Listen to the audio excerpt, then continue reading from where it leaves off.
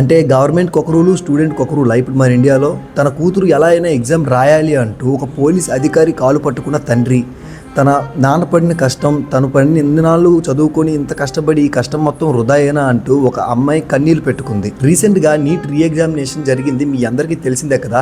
So ఈ ఎగ్జామినేషన్‌లో ఏమైందంటే నలుగురు విద్యార్థులు అనేవారు మా ఎగ్జామ్ హాల్‌కి ఒక నిమిషం లేట్‌గా అయితే వెళ్ళారు. సో వాళ్ళు ఎందుకు లేట్‌గా వెళ్ళారంటే 21st ఏదైతే నీట్ ఎగ్జామినేషన్ జరుగుతుందో ఆ రోజుగా మనకి యోగా డే అనేది జరుగుతుంది. సో ఇందులో కాంగ్రెస్ పార్టీ వాళ్ళు అనేవాళ్ళు అక్కడ ర్యాలీ అనేది కండక్ట్ చేశారు. ఇక్కడ మన ఏదైతే ఎగ్జామ్ సెంటర్ ఉందో ఆ నియర్ బై ర్యాలీ అనేది కండక్ట్ చేశారు. సో ఆ కండక్ట్ చేసే ర్యాలీ వల్ల ట్రాఫిక్ జామ్ అయ్యి 1 minute లేట్ అయ్యింది. సో దానికైతే వీళ్ళు ఎగ్జామ్ రాయకుండా ఆపేశారు. అంటే ఇప్పుడు ఇక్కడ గవర్నమెంట్కి ఒక రూలు, స్టూడెంట్కి ఒక రూలా? అంటే రీసెంట్గా చూసుకుంటే మనకి నీట్ పేపర్ అనేది లీక్ అయింది. లీక్ అవడం వల్ల ఇప్పుడు రీ ఎగ్జామినేషన్ అనేది కండక్ట్ చేశారు. సో ఇక్కడ ఏం జరుగుతుందంటే ఇప్పుడు గవర్నమెంట్కి ఒక రూలు, స్టూడెంట్కి ఒక రూల్ అయిపోయింది. అప్పుడు ప్రశ్నించిన గవర్నమెంట్ ఇప్పుడు 1 minute లేట్ అయితే వీళ్ళు ఇక్కడ ఆపేయడమేనా? అంటే ఈ ఇన్నాళ్ళు పడే కష్టాన్ని వీళ్ళు గుర్తించరా ఇక్కడ? సో ఇక్కడ తప్పు ఎవరిది అనేది కింద అయితే కామెంట్ చేయండి. ఇలాంటి మోర్ ఇన్ఫర్మేటివ్ వీడియోస్ కోసం ఇప్పుడే మన ఈశ్వర్ ఫిట్నెస్ సెంటర్ని ఫాలో చేసుకోండి. Thank you so much guys.